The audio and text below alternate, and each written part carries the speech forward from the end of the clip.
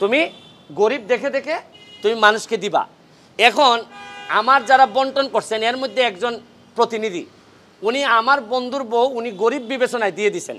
এখন আমার বন্ধুর অবস্থা কি জানেন, 95 আমি মেট্রিক দিছি, যারাই 95 দিছে এরাই কয় যে ভাই কত অসুবিধা, আপনি আধা পাগল হয়ে যাবেন। 7.5 লাখ মানুষ প্রতিদিন আপনার ঘাড়ের উপর শ্বাস ফেলে।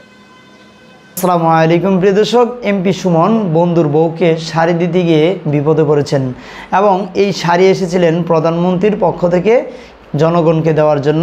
বন্ধুর বউকে শাড়ি দিতে গিয়ে কি বিপদে পড়েছিলেন ব্যারিস্টার সুমন, আরও গুরুত্বপূর্ণ আলোচনা করেছেন ব্যারিস্টার সুমন। আমরা তার আলোচনাটি শুনবো, তারপরে নিয়ে বিস্তারিত আলোচনা থাকছে। আমি এমপি হিসাবে যা বরাদ্দ পাই সব আমি ফেসবুকে দিয়ে দিই, এই প্রথম ইন দ্য হিস্ট্রি। আমার এমপি সাহেবের বেতন কত আপনারা জানতেন আগে? এই যে আমি যে 1,72,000 বেতন পাই মাসে, এটা আপনারা প্রথম জানছেন।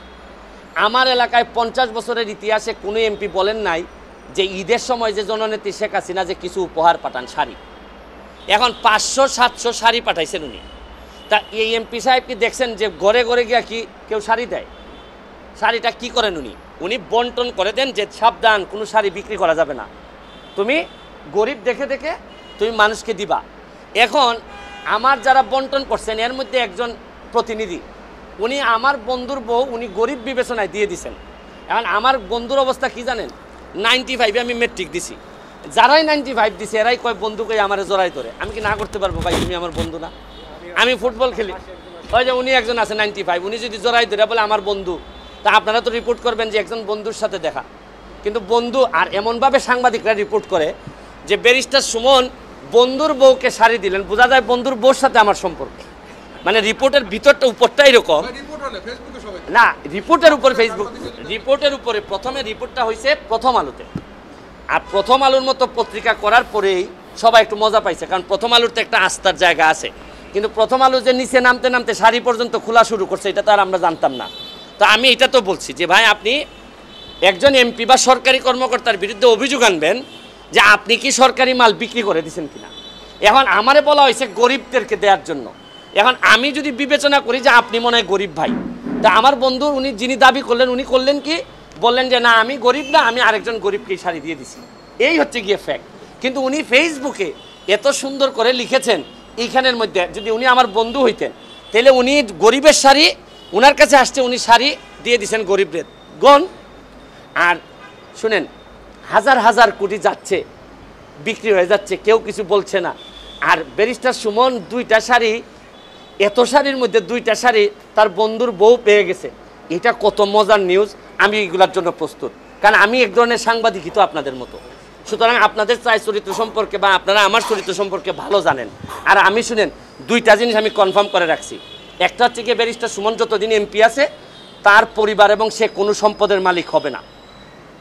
এবং আমি আমার গ্রিন কার্ড আমেরিকান যে আমার সাথে টাই গ্রিন কার্ড ছিল এইটাও আমি জমা দিয়ে আসছি, এবং আমি কথা দিছি 9.5 লাখ টাকা নিয়ে আমি এবার নির্বাচন করছি।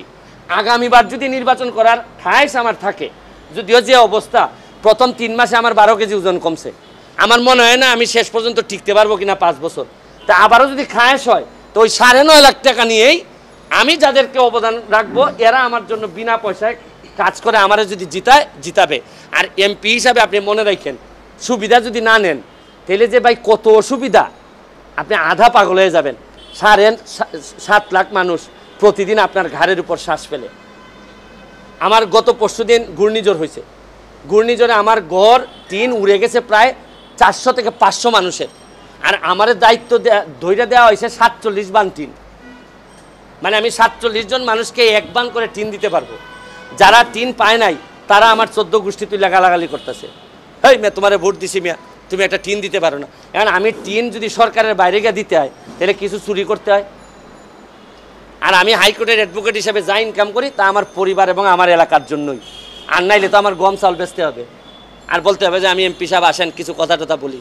তো এইগুলা বললে তো আবার আপনারা সব রেডি। প্রিয় দর্শক, আপনারা শুনছিলেন ব্যারিস্টার সুমনের মুখ থেকে যে প্রধানমন্ত্রী তাকে 700-র মতো শাড়ি দিয়েছিলেন। সেই শাড়িগুলো যখন জনগণের মধ্যে তিনি বিলি করেন তখন 2টি শাড়ি হয়তো তার বন্ধু অথবা পরিচিত কাউকে দিয়েছিলেন, সেগুলো দিয়ে কিন্তু তার নামে অনেকটাই সোশ্যাল মিডিয়ায় অনেক কিছু অনেকে লিখেছেন এবং অনেকে মন্তব্য করেছেন। বিশেষ করে সাংবাদিকরা এটা এমনভাবে উপস্থাপনা করেছেন যাতে করে ব্যারিস্টার সুমনেরও অনেক কথাই অনেক জায়গা থেকে শুনতে হয়েছে। তবে প্রিয় দর্শক, আমি ব্যারিস্টার সুমনকে একটা কথা বলবো, যেটা না বললেই নয়। ব্যারিস্টার সুমনের মতো এমপি কিন্তু বাংলাদেশে আরও এই 299 জনের মতো রয়েছে। আমরা শুধু ব্যারিস্টার সুমনকে দেখছি যে অমুক জায়গায় এই অনুদান আসার পরে তিনি গরিবের মধ্যে বিলিয়ে দিচ্ছেন। মিডিয়াতে দেখানো হোক অথবা ফেসবুকে দেখানো হোক, সেগুলো কিন্তু আমরা মোটামুটিভাবে অনেকটাই খবর পেয়ে থাকি। কিন্তু বাংলাদেশের যে আরও এমপি মন্ত্রীরা রয়েছেন, তাদের কাছে কি কোনো অনুদান পৌঁছায়নি, নাকি তারা তাদের অনুদানগুলো গোডাউনে রিজার্ভ করে রেখেছে, সেটাই আমাদের প্রশ্ন।